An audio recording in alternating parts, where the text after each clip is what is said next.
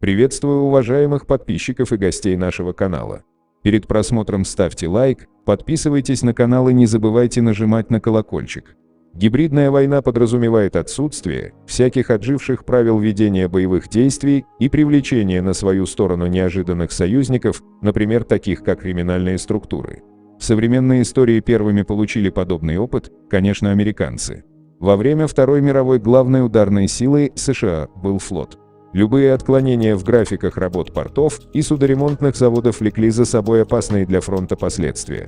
У разведки флота появилась информация, что немцы и итальянцы имеют в портах разветвленную сеть агентов для организации саботажа и диверсий, а также агентов среди рыбаков, которые могут снабжать немецкие подводные лодки прямо у берегов США. Решили, что боссы итальянской и еврейской мафии, традиционно контролирующие ситуацию в портах, могли бы эффективно бороться с вражеской агентурой, и разведка флота пошла на контакт с преступными группировками. По итогу один из криминальных авторитетов Мейер Лански даже получил государственную награду за эту операцию. Еще одна удачная спайка криминала и разведки США была произведена во время вторжения на Сицилию. Итальянская мафия стала не только собирать разведданные, но фактически стала первым оккупационным правительством острова. После окончания войны мафиози выполнили еще одну важную функцию – начали зачистку Италии от коммунистов, которые вполне реально могли получить власть в этой стране. Гибридная война США против Кубы тоже не прошла без участия мафии. Несколько раз американские спецслужбы пытались устранить Фиделя Кастро. Вообще, изучая историю Латинской Америки, всегда обнаруживаешь спайку ЦРУ «Мафия». Любая войсковая операция в этом регионе начинается с контакта с местными преступными кланами. Для успешного вторжения на Гренаду в 1983 году, помимо мощной войсковой группировки, США, как всегда, используют своих гибридных союзников – криминал из местной банды мангустов. Ближайший нам враг союзник Турция тоже начала использовать криминал в своей гибридной экспансии. Так, в 2018 году вор в законе Лоту Гули объявил личную войну сторонникам оппозиционного политика Гюлена. Гули был убит в 2020 году в Анталии, не успев выполнить обещание. Его соратник из Казахстана Арман Джумагильдиев, Арман Дикий, известен знаменитым видео, где он заявляет о поддержке политики Эрдогана. Дай Аллах здоровья и долгих лет жизни президенту Эрдогану, так как мы его знаем как нашего лидера, нашего Раиса. Дай Аллах победу Азербайджану в Нагорном Карабахе, дай Аллах всем тюркам победу. После этого Арман Дикий разрезал торт, на котором были изображены флаги тюркских государств – Турции, Азербайджана, Узбекистана, Киргизии и Казахстана. Не потеряла ли Россия влияние еще в одной гибридной структуре, где традиционно была сильна?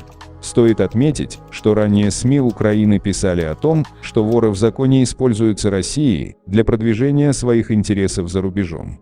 Естественно, тут надо принимать во внимание достаточно напряженные отношения между Украиной и Россией.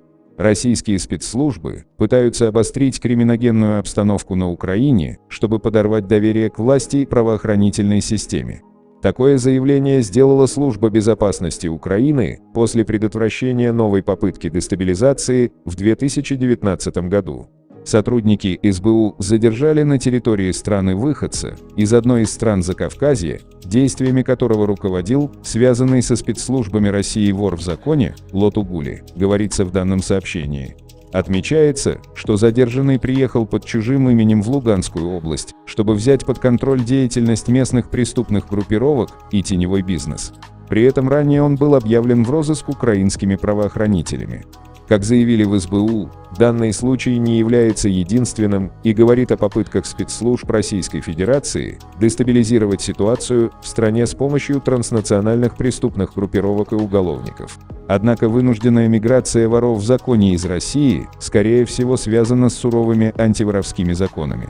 Российские силовики будут использовать антиворовской закон, чтобы отправить за границу криминальных авторитетов, которые возглавят местное воровское сообщество. Об этом рассказал источник, близкий к криминальным кругам. Антиворовская статья нужна силовикам для отправки воров в законе в другие страны. То есть они там фактически будут как послы при криминальном МИДе, рассказал источник. По его словам, примером такого хода является история вора в законе Эдуарда Асатряна по кличке Эдик Осетрина. Он получил возможность действовать на территории самопровозглашенной Донецкой Народной Республики после того, как произошло убийство главы региона Александра Захарченко. Специалист по уголовно-арестантской культуре, журналист Александр Сидоров, фиможиганец, в беседе уверен, что из-за введения антиворовской статьи криминальные авторитеты из Российской Федерации могут занять высшие должности в преступной иерархии за границей. Воры будут уезжать за границу, раз такая возможность есть. Они будут контролировать часть преступного сообщества, рассказал Сидоров. Он отметил, что воры в законе могут продолжать руководить российскими группировками из-за границы. Многие преступные авторитеты находились за пределами России до введения антиворовской статьи. Ранее конфликтолог, автор книги «Исповедь русского гангстера» Михаил Орский заявил, что криминальные авторитеты могут эмигрировать в Турцию и Грецию. Также воры в законе могут отправиться в Армению, уверен эксперт. Тут надо обратить внимание и на то, что редактор Prime Crime Виктория Гефтер в интервью СМИ говорила о том, что в свое время КГБ СССР использовала воров в законе в своих целях.